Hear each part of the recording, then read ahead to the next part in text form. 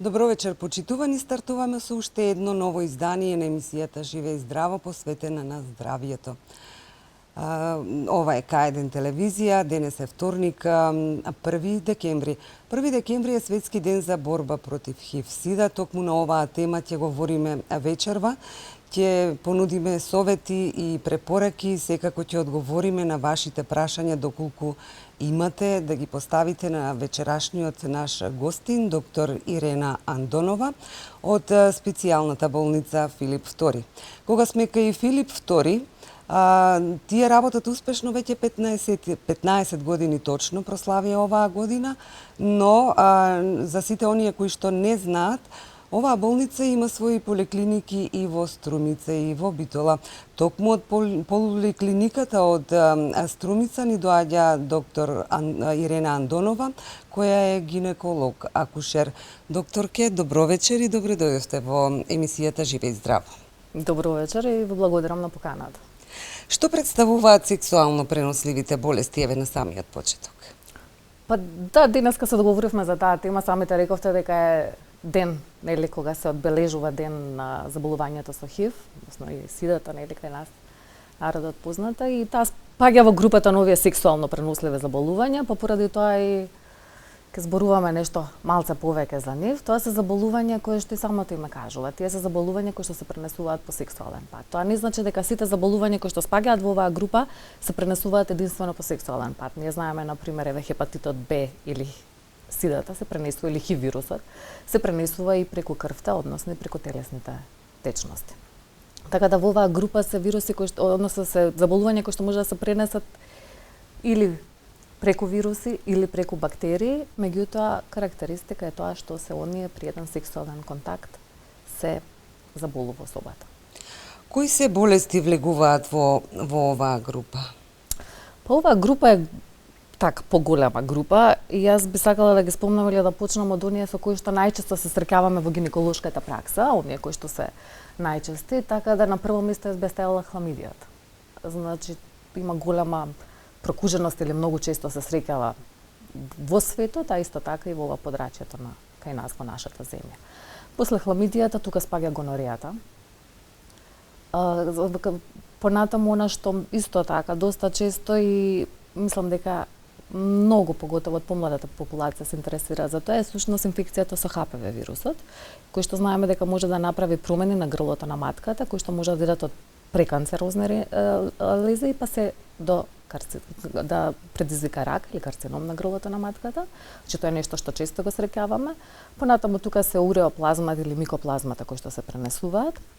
И сега тука ќе ги спомнеме ХИВ, хепатитот Б или хепатитот С, херпес симплекс тип 2. Тоа се вируси кои што така, односно заболувања, вируси, бактерии кои што почесто ги среќаваме во нашата пракса. Оваа година, според податоците кои што ги објавија денес, имаме во државава 28 ново инфицирани од ХИВ вирусот. Сметате ли дека е тоа висока бројка со оглед на тоа што сепак сме ние мала држава? Па јас сметам дека во таа бројка, односно 28 до 30, се движи и последните неколку години. Значи, ние немаме некоја стапка дека сега нешто повеќе се случува во нашата држава. Така да мислам дека се уште спаѓаме во подрачјата кои што се можеби со понизок ризик. Ја спомнавте хламидијата. Што е она што како се манифестира и како може да се треба ли да се тестираме на оваа болест за да дознаеме или па има некакви предиспозиции претходно кои што ќе ни Знаете што, вака проблемот не само на хламидијата, него и на други сексуално преносливи болести во тоа што некаде во 80% на случаи може да не даде симптоми. И особата која што е заболена да не знае. Сега што е проблемот ако она не знае? Не знае, може да го зарази партнерот. Меѓутоа исто така има последици за незиното здравје. Например, хламидијата, она може да направи воспаление на утерус, односно на матката, на јајцеводите, односно да направи адхезија или прираслици внатре. Со сето тоа понатаму да направи стерилитет. Опасноста е уште поголема поради тоа што хламидијата многу почесто се среќава кај популацијата женска некаде до 25 годишна возраст. Значи, од првите сексуални контакти кои ќе започнат. Сега, освен што може со неплодност да се соочи, може да се соочи понатаму со она пелвична воспалителна болест, може да се соопшти со една хронична, перзистентна болка, која што може да ја има. Може да се соочи со болки при односи, или пак, например, во одредени случаи, ако не е хламидијата во прашање, например, ако е хепатит Б или хив вирусот, да она, или јас зборувам она, пошто многу често нели работам со женски пациенти, меѓутоа во овој случај е пациентот, може да ги нема првичните симптоми или да не ги примети првичните симптоми, а знаете дека може да има фатални последици за здравието. Дали постојат скрининг методи за откривање на овие болести? Постојат тестови со кои што ние можеме да докажеме дали некој од нашите пациенти и поседува некоја од овие сексуално преносливи болести. Сега прашањето е како пациентот ќе ни се обрати на нас или кога ќе дојде кај нас ако случајно нема симптоми. Поради тоа имаат во светот кој што кај нас се уште не е препорачано како всушност да се прават скрининзи кај која популација на кој временски период. Се смета дека кај особите кои што се до 25 годишна возраст, женските особи до 25 годишна возраст, барем еднаш годишно треба да направат скрининг за хламидија. Останатото е оставено доколку пациентот смета дека имал ризичен сексуален однос, доколку смета или доколку нема постојан партнер, доколку не е во моногамна врска, доколку има нов партнер и последно ќе го ставам доколку осети некои симптоми. Точно така. Она што е логично да ве прашаме вас, од кога би требало да започнат гинеколошките прегледи? Па гинеколошките прегледи ние советуваме да започнат од првиот сексуален однос. Меѓутоа тоа не значи ако не дојде до прв сексуален однос, нели пациентката никогаш да не дојде на гинеколошки преглед. Од првиот сексуален однос поради тоа што се појавуваат овие сексуално преносливи болести, поради тоа што треба да почне со земање на пап за скрининг, нели на рак на грлото на матката. А за сите останати, например, кои што немале прв сексуален контакт, 18 години би било поволно време за да се видат, например, со ултразвучен со преглед, да се видат внатрешните генитални органи. Каде тука треба да се обрне внимание за ова репродуктивно здравје? Првен треба да обрне внимание пациентката, нели треба да си да си го прати својата, односно да си ја знае својата сексуална историја или исто така да ги симптомите кои што ќе се појават и она што се среќава често кај нас, значи ние сме такво поднебје, дека пациентките ретко доаѓаат на гинеколошки преглед. Доаѓаат ретко и кога ќе ги прашаме се, например, имате проблеми, сте чекале толку да настанат проблемите. Јаки доаѓате дури сега, од кога не сте биле на гинеколог? Па јас не идам од кога ги родив децата. Значи тој е најчест одговор кој што јас го добивам, или речам, мама јас не идам, веќе знаете, јас сум во менопауза или немам веќе менструација, па што има сега повторно да доаѓам? Кога ќе се појават симптомите, некогаш може да биде касно. А на што се должи тоа недоаѓање? Какво е објаснувањето? Па не знам на што би можело да се должи, на срам, на страф, да не се дознае нешто повеќе од сето тоа, на свеста на пациентката. Знаете, тоа во последно време се менува. Денеска новите генерации многу почесто доаѓаат на контрола, многу почесто доаѓаат на прегледи, дали за тоа е заслужна телевизијата, медиумите, дали е заслужен интернетот. Така да сега свеста полека почнува да се менува, иако се уште не имаме пациентки кои што доаѓаат само кога ќе имаат големи проблеми. Почитувани гледачи, јас овде ви информирам дека можете, доколку имате прашање до докторката, да се јавите на телефонот кој што ќе го видите на вашите телевизори 043 230 690. Дали се лекуваат и кои се последиците од нелекување на сексуално преносливите болести? Некои се лекуваат, на некој може да им се даде само терапија за да се пролонгира животот, односно да се направи животот полесен, поподнослив, некои не може да се излекуваат, нели? Некои може да имаат фатален излет. Добро е што доколку порано се откријат, например, хламидијата, гонорејата, например, како болест, трихомонасот, па дури и ХПВ-то, ако се открие, они можат, за првите три што ги набројав, може да се лекуваат, ние имаме лек кој што делува стрикно на нив.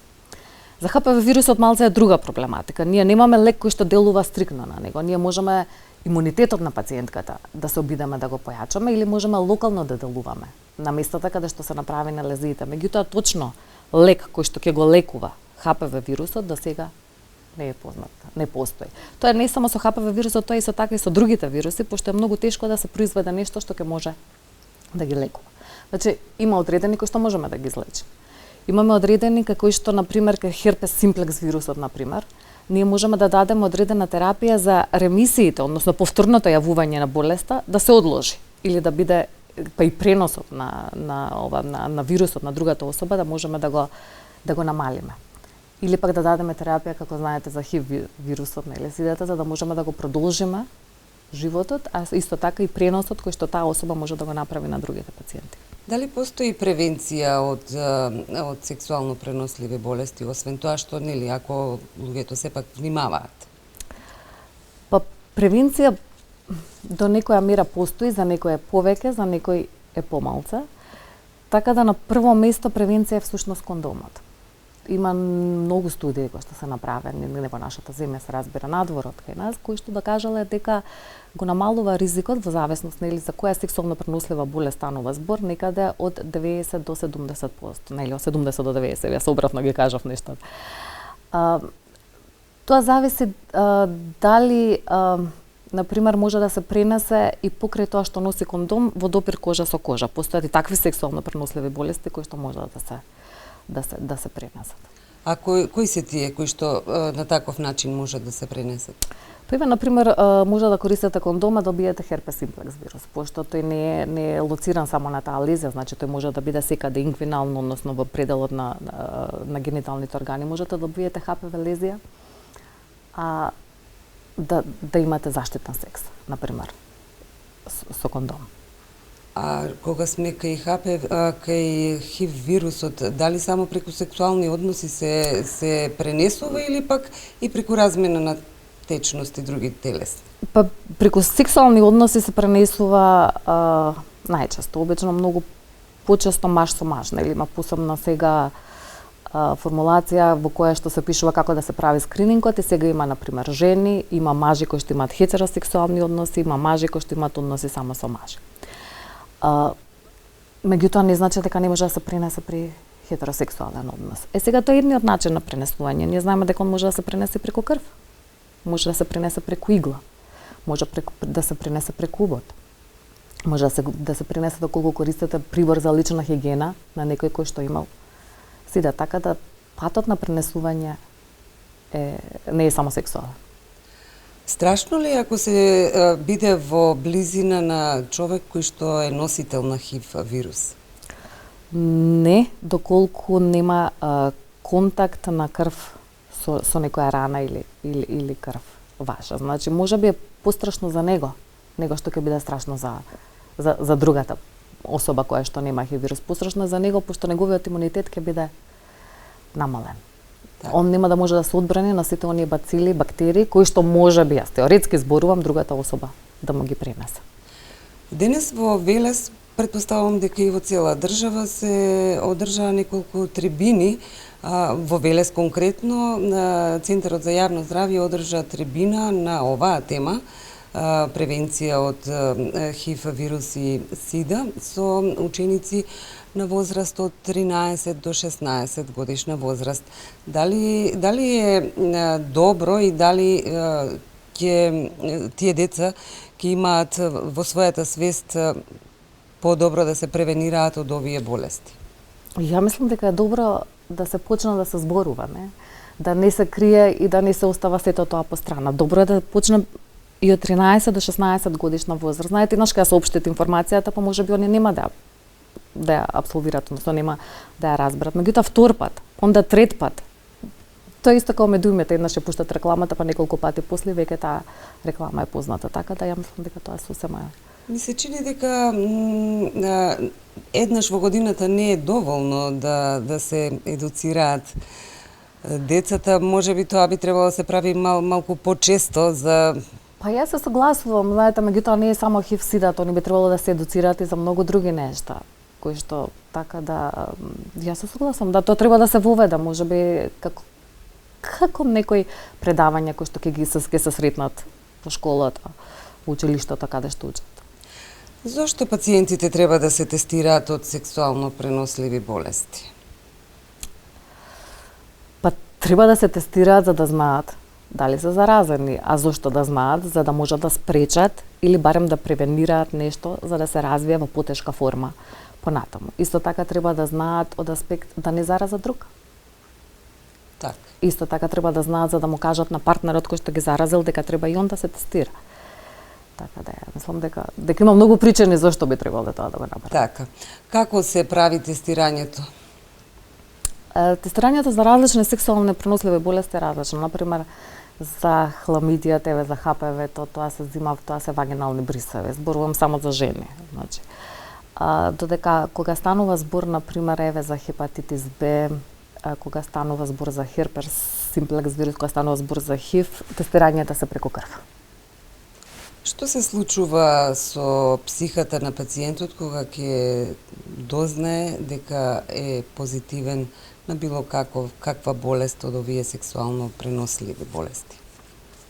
Па јас сметам дека е многу различно на што ќе биде позитивен. Разбирате, дали е таа болест некоја што може да се лечи, сигурно дека не е лесно на било што да бидеш позитивен. Меѓутоа едно да ви кажат дека вие сте позитивни на хламидија, а друго е не да Боже да кажат дека еве знаете тестот за ХИВ е позитивен. Така да психата, мислам дека тоа што е ке рече еве сега јас ќе се лечам, ќе се излечам, ќе направам све, а мислам дека кога ќе дознае дека има болест или пак да ви кажат дека ве сте хепатит Б или хепатит С, кој што исто така може да доведат до цироза, да доведат до карцином на хепаридидот, нели драматично и фатално за животот. Вие го споменавте ХПВ вирусот, ми се чини дека постојат неколку типови од овој вирус или не? Од ХПВ вирусот постојат многу типови, некаде се до 100, можеби ќе најдат уште повеќе. ХПВ вирусот, меѓутоа, само некои од овие типови ги викаме дека се, односно спагаат во групата, не ги викаме, него спагаат во групата на високоризични вируси.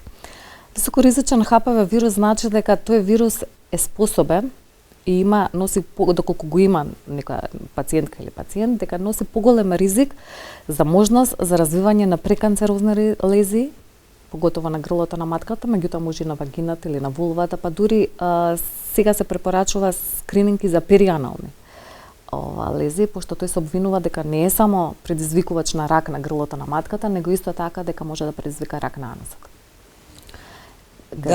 Дали ХПВ вирусот се пренесува преку сексуални односи или може самиот организам да биде склон кон создавање? Вие може да бидете склони кон создавање, ама ако немате контакт со вирусот, значи ако немате иницијална капсула, онда нема ништо да направите. Вие може да се заразите, значи мора да има контакт, дали е сексуален контакт, дали може да биде контакт некогаш допир со кожа, меѓутоа тие се обично оние брадавици кои што се појавуваат и тие не се од групата на високо ризични вируси. Така да мора да имате контакт со вирусот, за вие после тоа ако имате склоност да изреагирате лошо на вирусот кој што ќе го добиете, после тоа значи може да се развијат тие преканцерозни лезии. Како се манифестира ХПВ вирусот? Може ли да без да се посети гинеколог и да се направат тие пап тестови да знае човек дека има таков вирус? Па никогаш ХПВ вирусот може да даде лезија на кожа. Тие се лезии, ние ги викаме кондиломи, односно тоа се како брадавичасти лезии кои што се јавуваат и сите тие се предизвикани од некој тип на ХПВ вирус. Така да пациентот или пациентката може да примети дека кај некои типови, не кај сите, значи некогаш може воопшто да нема никакви симптоми дека има ХПВ вирус. Може да примети појава на брадавички кои што се наоѓаат кај гениталните органи или некаде тука во близина, така да сето тоа да ја даде настока дека треба понатаму да направи дополнителни испитувања и прегледи. А во одреден број на случаи може да нема ништо. Поготово машката особа може да нема никакви симптоми дека е заразена и дека поседува и всушност и дека го пренесува ХПВ вирусот. Па поради тоа е битен оној пап тест во кој што се гледаат промените на грлото на матката и заедно со промените на грлото на матката има соодветни клетки кои што се гледаат и кои што асоцираат дека може да постои ХПВ вирусот. Значи, каква е процедурата? Се прави пап тест и доколку е пациентката позитивна на овој вирус, кои се препораките? Каква е процедурата за понатамошно лекување, да речем? Вака ние препорачуваме гинеколошки редовни контроли еднаш годишно. Сега еднаш годишно, тоа значи дека еднаш годишно ќе се зема пап тест, на кој што понатаму ние го добиваме соодветен наод, не? И доколку во наодот кој што го добиеме пишува дека постои HPV вирус, таа пациентка ние понатаму ја повикуваме да дојде за да направиме HPV тепезација. HPV тепезација, постапката на земање на HPV вирусот е скоро идентична како ПАП тест, значи не е ништо различно со тоа што понатаму се испраќа одредени установи кои што прават анализи, кои што ни кажуваат дали станува збор за HPV и точно за кој тип, значи они можат да одредат точно за кој тип на HPV вирус станува збор. Сега, она што е ново кај нас е тоа што од 12 годишна возраст е воведена сега веќе задолжителна HPV вакцина. Оваа HPV вакцина е воведена во таа возраст сакајќи да ја фати онаа популација која што се уште не е сексуално активна, односно онаа популација која што се уште не стапила во контакт со вирусот за да може да го превенира. И во вакцината внатре ги има двата високоризични и два кои што се од низок ризик, меѓутоа кои што предизвикуваат најчести промени како брадавици. Се дава 3 пати и според испитувањата кои што се направени во светот, се смета дека ефектот кој што таа го постигнува во однос на тоа колку ги заштитува пациентките е многу поголем него ризикот кој што доаѓа со вакцината. Имаше низа контроверзија околу вакцината против HPV. Како го надминаа луѓето сето тоа? Како го надмина, јас навистина не знам, претпоставувам тоа што е заставена како задолжителна и е законски, значи може родителот да биде казнат доколку детето не е вакцинирано со HPV, со оваа вакцина, можеби е тоа едниот начин. Другиот начин како е надминато, претпоставувам дека е со сите анализи кои што се направени во светот, каде што таа веќе се дава и на машка популација, значи не се дава само на женска популација, него се дава и на мажи. Понатаму најверојатно со тоа што направија нова вакцина во која што има дури 9 типови на HPV за заштита и врз основа на оние студии кои што докажаа дека оние пациентки кои што се вакцинирани со HPV имаат многу помала шанса да развијат карцином на грлото на матката. Што доколку имате пациентка со HPV вирус и е високоризична? Кај таква пациентка, значи ние имаме неколку можности како што да направиме понатаму. Значи многу зависи од сето тоа дали има промени други на ПАП тестот или ќе направиме колпоскопија, на колпоскопскиот наод ќе видиме дали всушност има некои промени кои што тој вирус кој што она го има веќе ги направил. Докторке, ќе ве прекинам само за момент. Имаме гледач на линија. Добро вечер, повелете. Добро вечер. Повелете. Добро вечер. До докторката и до целата екипа на К1. Благодарам. Сакала да поставам следно прашање. На која возраст за прв пат треба да се отиде на гинеколог, доколку нема никаков проблем? Значи, чисто ради превентива и... Добро, благодариме. Да, благодарам на прашањето. На возраста ќе се одреди можеби со првиот сексуален однос. Доколку пациентката не е сексуално активна, тоа би било некаде во 18 години. Доколку станува збор за пациентка која што е сексуално активна, тогаш тоа би било некаде 3 до 6 месеци после тој прв сексуален однос. И да се навратиме на одговорот на прашањето за Да, зборувавме за HPV вирусот и за тоа што ќе правиме понатаму. Значи ние ќе добиеме дека немаме никакви промени на грлото на матката, освен дека имаме HPV вирус.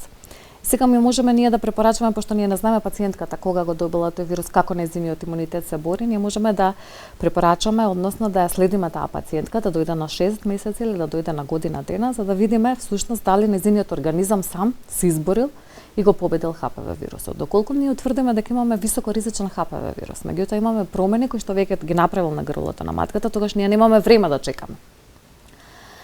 Она што можеме да го направиме, значи имаме низа можности, можеме да направиме за да ја лечиме таа пациентка, меѓутоа тие лекувањето на пациентката може да биде од постапка лазер кој што е популарна во денешно време, нели? Понатаму имаме криотерапија, односно со смрзнување на тој епител на грлото на матката за тој да отпадне, со електрокаутер, па до многу поинвазивни процедури во кои што се отстранува тој дел од грлото на матката, се праќа понатаму на анализа за да видиме дали сме отстраниле све што требаме да отстраниме и за да добиеме повторно грло на матка во кое што ние немаме и вируси во кои што немаме лесија. Рековме има и нискоризични, но и високоризични. Како се третираат по-нискоризичните групи на ХПВ вирус? Доколку имаме нискоризичен кој што ние немаме промени, никакви кои што ги има направено, тогаш ние го оставаме и тогаш најчесто ја пратиме пациентката. Меѓутоа, доколку добиеме нискоризичен, меѓутоа имаме промени во вида на брадавици, нели, на било која регија. Тогаш она што правиме со тоа што можеме да мачкаме со одредени течности, со тоа што можеме да ги замрзнеме брадавиците за да ги извадиме. Значи, со тоа што можеме хируршки да ги отстраниме, така да терапијата е таа. И сега во поново време, уште ова да ви го кажам, дека некаде во светот ПАП тестот се заменува со ХПВ типизацијата. Она што ние го правевме регуларно и го правиме еднаш годишно, докажано е дека ХПВ вирусот ги прави 99% од сите промени на грлото на матката. И она што го предлагаат сега да се направи е тоа да се прави ХПВ типизација и ПАП тест некаде на 5 годишна растојание. Тоа се уште е рано за кај нас и се уште ние не го практикуваме, уште правиме нели еднаш годишно, со идеја дека доколку пациентката нема ХПВ вирус, тоа значи дека ние можеме да го протречиме тој скрининг период кога ние повторно ќе ја викнеме на контрола. Дали може да се случи носител на ХПВ, на високоризичен ХПВ вирус, да има ризични последици по собственото здравје, доколку не се третира соодветно или доколку... Знаете како, луѓето некако во последно време, не само во последно време, ми се чини и претходно, не обрнуваат внимание на своето здравје и било што да и дури да забележат некакви промени кај себе, као ајде тоа не е ништо, па Така ќе оставиме па ќе видиме така, што ќе се случи. така. Дали може високоризичен вирус ХПВ да има големи последици по здравјето на жената? Високоризичниот вирус ХПВ може да доведе до смрт на пациентката или на пациентот. Може да доведе со тоа што високоризичните V16, 18, па и 31 се срекаваат некаде во 70 до 80% од оние карциноми на грлото на матката. Значи, они всушност ги предизвикуваат. Така да нетретирана лезија со ХПВ вирус може да доведе до карцином. Ако пациентката кога има карцином, па нема симптоми на почеток, знаете, карциномите обично некогаш доаѓаат и без симптоми, кога ќе се појават симптоми веќе е касно. Кога ќе се појави крварење при однос или кога ќе се појави исцедок, може да биде касно да ние веќе како лекари немаме што тука да направиме. Така да, ако ништо друго, ако не доаѓа пациентката на година дена, па барем да дојде на 2 до 3 години на еден преглед. Дали и промените на градите кај жените треба да иницираат дека треба да посетат гинеколог? Кај нас во Македонија со промените на градите не се занимава гинекологот.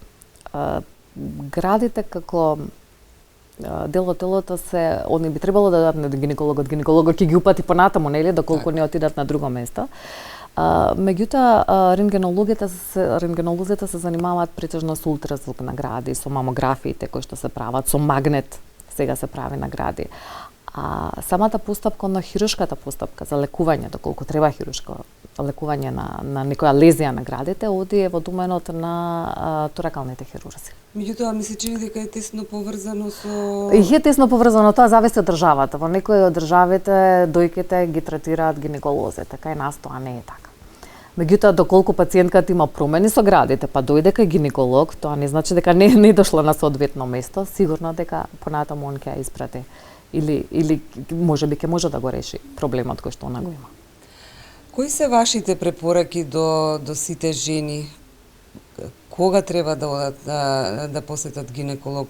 Дали само при било каква болка или било каква промена на своето тело, или пак тоа треба да го прават многу почесто? Па, треба да го прават често, многу почесто, често да го прават еднаш годишно. Ќе ви кажам и зошто. Еве, например, ако не можат да имаат симптоми во однос на, не знам, исцедок од вагината, па да сметаат дека нешто се случува. Симптомите кои што доаѓаат од внатрешните генитални органи, може и да ги немаат.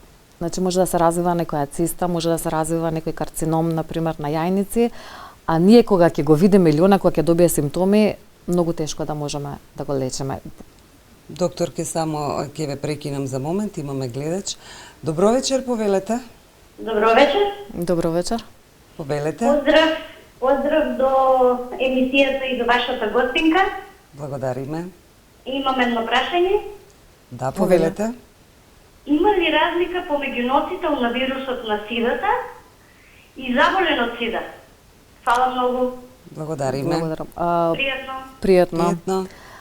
Постои разлика. Значи, тој што е носител на вирусот на сидата се уште нема промени внатре во организмот, односно неговиот имунен систем се уште се држи за да он ја има болеста сида. Значи, он е носител само на ХИВ вирусот и може да поминат години додека он да се разболи од тој вирус. Па ја не знам дали се сеќавате, имаше еден случај во Македонија каде што таткото беше носител на вирусот на сида и беше пренесен на сопругата и на децата, значи децата го имаат добиено од раѓање, значи јас се заборев да кажам дека некои од овие сексуално преносливи заболувања може да преминат и на плодот при раѓање. Да сите они се разболеа во некој рок од не знам од 5 до 10 години, а да таткото и после тоа остана само носител на вирусот ХИВ. Јас не знам понатаму што се случи, не можам да коментирам.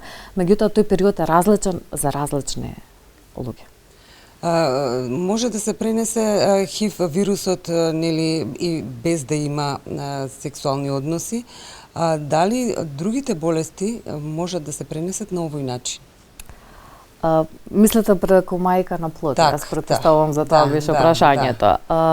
Може да се пренесе, например, може херпес симплекс вирусот да се пренесе, доколку во моментот на раѓање мајката има лезија која што се наоѓа нели некаде доле на вулвата, на вагината и тогаш може да го пренесе на детето. Понатаму исто така имаме некој конјуктивит кој што може да се пренесе ако мајката има гонокок или ако има хламидија, па детето да се роди, например, со тоа. Да си ја довршите мислата од претходното прашање? Да, беше кога да дојдат пациентките. Идејата беше дека, например, потешки заболувања на внатрешните генитални органи даваат симптоми кога веќе е касно. Значи, они за да дадат симптоми, не треба доста да пораснат, за да осети пациентката болка, за да осети налагодност, да осети подуваност на стомакот и слично. Па пред тоа се препорачува некаде на 9 месеци, еве јас тоа го продолжив на година дена кога ќе дојде да се направи ПАП тест, да направат еден ултразвучна контрола за да се види всушност какви се внатрешните органи. Токму така. Рековме, постојат скрининг методи за откривање на сексуално преносливи болести, но дали и преку овие методи може и да се открие ХИВ вирусот, да речеме, без проверка на крв? Не, ХИВ вирусот е серолошка реакција која што се прави со анализа преку крвта. Анализата мислам дека е анонимна кај нас на инфективна клиника, значи може секој кој што се сомнева дека имал сексуален контакт, дека кој што на пример е несигурен, дека може да го направи тоа тестирање. Кои се болести? Исто така може и во приватните болници да се направи, така да не е тоа. Дали овие болести можат да влијаат негативно врз репродуктивното здравје?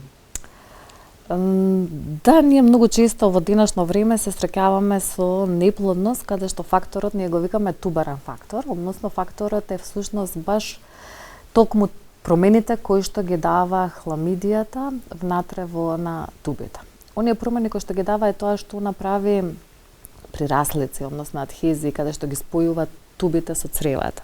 Тие некогаш можат да бидат толку јаки да самите туби кои што треба да ја пренесат оплодената јајцеклетка до матката да се затворат. Ако не се затворат, ние немаме никаков контакт.